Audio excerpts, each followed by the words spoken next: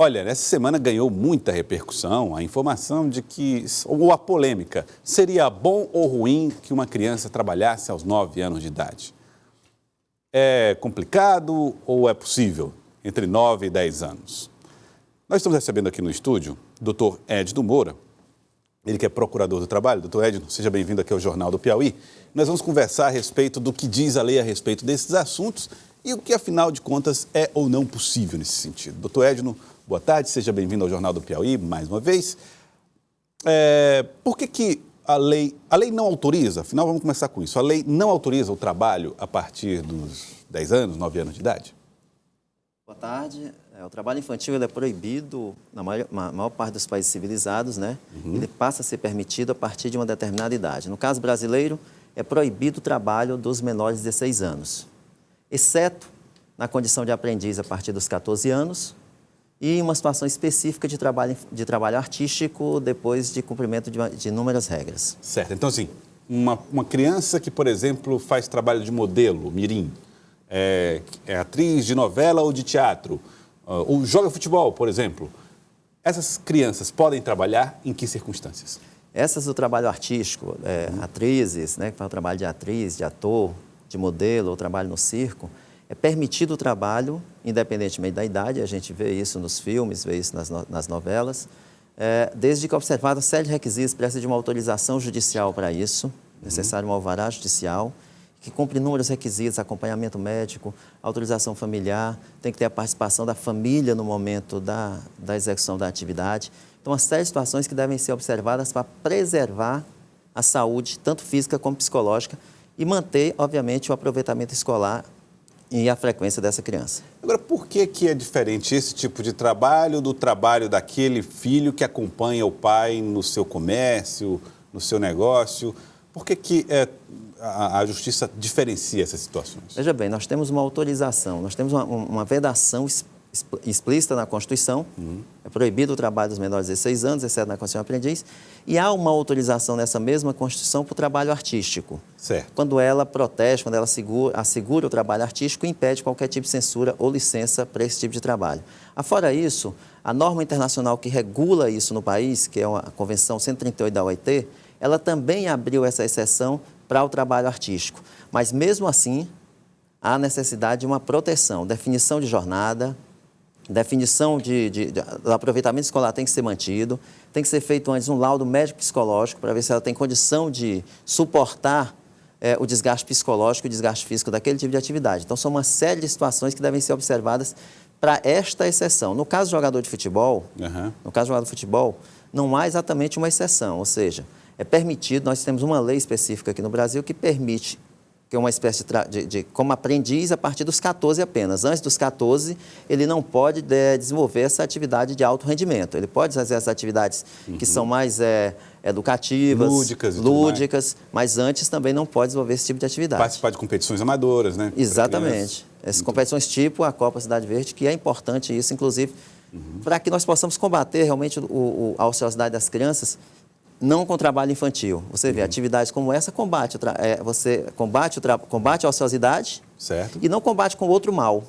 Então, combate com atividades próprias. Então, a Copa Cidade Verde seria um exemplo positivo daquilo que se deve fazer com a criança, né? Você exercer atividades esportivas lúdicas que combatem a ociosidade e o trabalho infantil. Exatamente. Agora, sim, pois não. E evitaria, inclusive, aquilo que é utilizado como argumento para alimentar o trabalho infantil por parte da sociedade, de que as crianças estariam ou consumindo algum tipo de droga ou cometendo crimes porque não estão trabalhando. Ou seja, a ociosidade para essas pessoas, inclusive, isso foi que refletiu na fala do presidente, é que você não tem alternativa ao ócio a não ser o trabalho infantil. Não, nós temos sim muitas alternativas ao ócio. Você vê quando as crianças estão dedicadas numa atividade esportiva dessa, numa competição, elas se dedicam àquilo, elas não vão ter, nem querem e nem vão ter tempo para poder está, por exemplo, consumindo algum tipo de droga ou trabalhando para o tráfico. Quer dizer, não é porque não trabalham que usam drogas, resumindo, é isso que o senhor está dizendo. Agora, doutor, veja só, vamos ver aqui. Eu quero pensar aqui com a cabeça daquele pai que está nesse momento nos assistindo e que tem o filho que estuda e, por exemplo, à tarde ajuda no trabalho do comércio dele lá. Isso é permitido ou não? Veja bem, a gente tem que fazer primeiro uma distinção clara aí entre a gente gosta de utilizar uma frase, que é uma frase também que foi inclusive depois utilizada na fala do presidente, mas a gente gosta de utilizar uma frase que é o seguinte: lugar de criança na escola. Eu costumo tentar aperfeiçoar essa frase para colocar o seguinte: lugar de criança é estudando. Não apenas indo para a escola, porque eu defendo que, e eu acho que a maioria dos educadores é nesse sentido, que não basta você estar matriculado na escola e ir um turno para a escola e depois não desenvolver as atividades, não ter tempo de desenvolver atividades extraclasse fora da escola. Então é fundamental que a gente modifique esse tipo de pensamento, porque ela precisa ter tempo para desenvolver atividades fora. Se ela está desenvolvendo alguma atividade com os pais, ou mesmo uma atividade doméstica, que a gente chama de afazer doméstico, a criança depois chega da escola, vai limpar algum cômodo da casa, ou vai lavar as louças nesse sentido. E depois ela tem tempo para desenvolver as atividades próprias da idade, inclusive estudar, desenvolver as atividades, isso não é trabalho. Isso não é trabalho vedado. Mas o senhor entende isso é fazer doméstico. O senhor entende que isso complementa a educação ou prejudica a educação? Neste caso específico, é importante para complementar a educação, para a disciplina da criança e mostrar também que ela é importante no grupo, que ela pode contribuir com o grupo. Agora, se a criança chega da escola e ela vai fazer as atividades da casa, vamos supor que ela vai fazer as atividades até 6 horas, ela vai cuidar dos filhos menores, vai limpar a casa completamente, vai depois lavar roupa, lavar louça. Se não tem mais, ela vai ficar realmente muito fadigada e não vai ter como desenvolver as atividades próprias da idade. Isso é trabalho mesmo prestado no âmbito familiar. Tá, e aí os órgãos fiscalizadores têm que estar atentos a isso. Tem que estar atentos. Para impedir.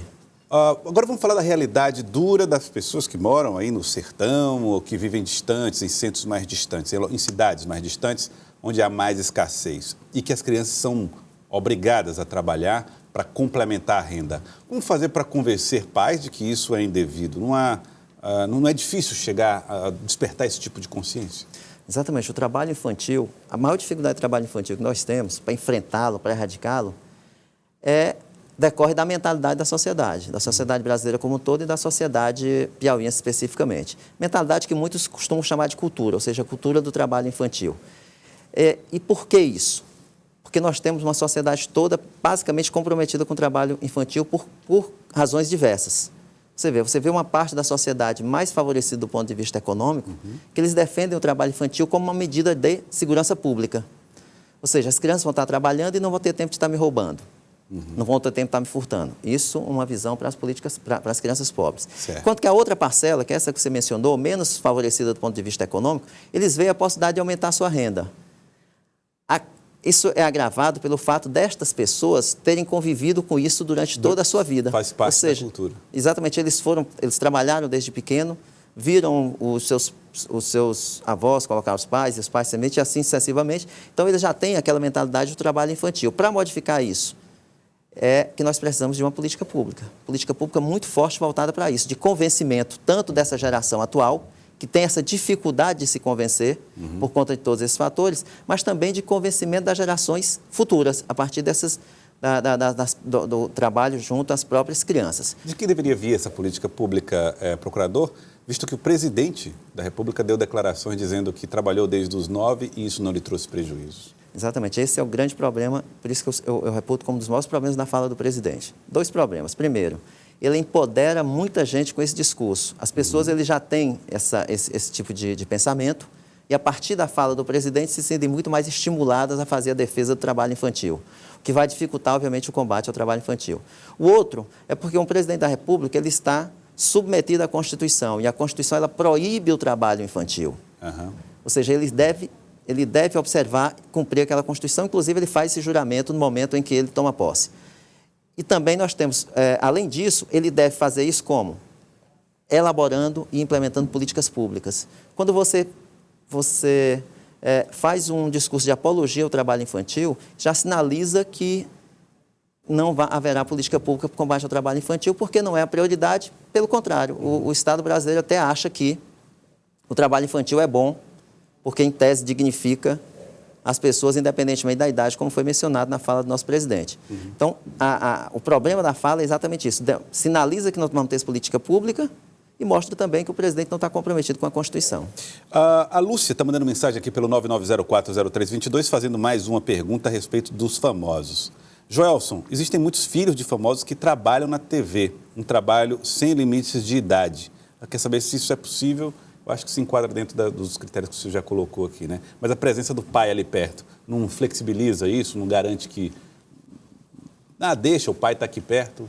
Na verdade, esse é um dos requisitos. Independentemente do pai estar trabalhando lá no local ou não, a criança que está autorizada a trabalhar como ator ou fazer qualquer tipo de trabalho artístico, é necessária a presença de um representante, ou dos pais ou de uma pessoa indicada por ele, para acompanhar a atividade. Muito bem. Mais mensagem de telespectador aqui. Deixa eu ver aqui o nome do telespectador. É o Nilson. Ele está dizendo aqui, olha. Na minha opinião, sobre afazeres infantis, é certo que não podemos sobrecarregar as crianças, mas não faz mal nenhum pedir para um filho de 10 anos aguar um jardim, levar lixo para fora, ajeitar sua própria cama. Assim eles vão aprendendo a ser responsáveis. Temos muitas pessoas que estão fazendo mal nas ruas porque não têm educação para crescer com responsabilidade. Não concordo com o trabalho escravo, que fique entendido isso. Então, é a opinião do Nilson. Essa descrição aqui que o Nilson fez. Aguar, jardim, levar o lixo para fora, ajeitar a cama e assim ensinando responsabilidade. Isso é permitido? É permitido porque isso não é trabalho infantil. Entendi. Isso a gente considera como aqueles afazeres, como está todo dentro, a gente chama inclusive de afazeres domésticos, e é importante inclusive para a formação da criança. Aquele argumento de, mas eu trabalhei desde cedo e hoje eu sou uma pessoa bem-sucedida, isso nunca me fez mal. Como é que vocês que fazem parte do Ministério Público do Trabalho e os educadores encaram esse tipo de argumento?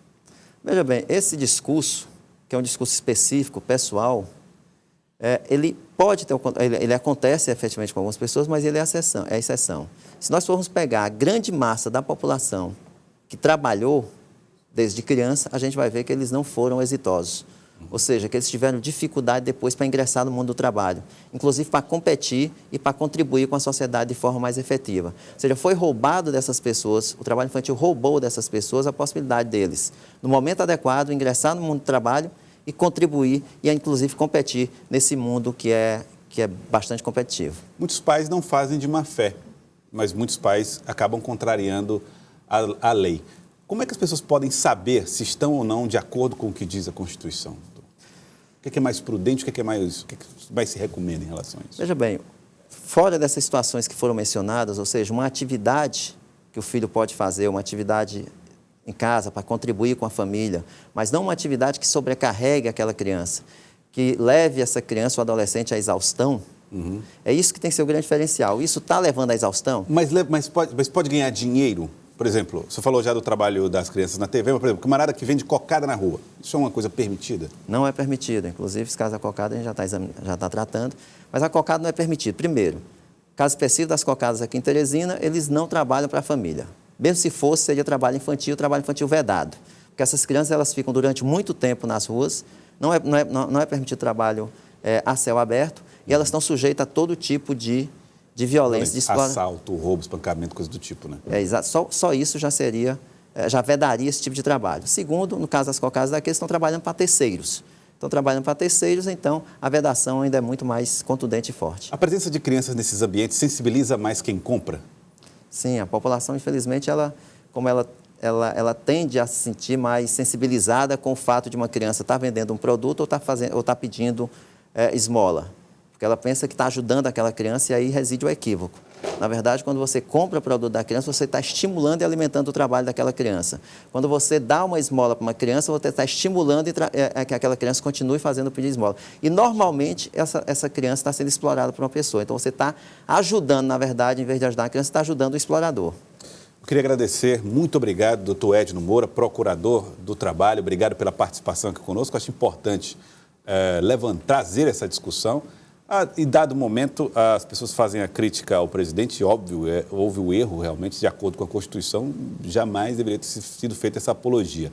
Em todo caso, aproveitamos a oportunidade para discutir o assunto e levar a você que está em casa esse debate, dizer o que é que diz a nossa Constituição e o que diz a lei.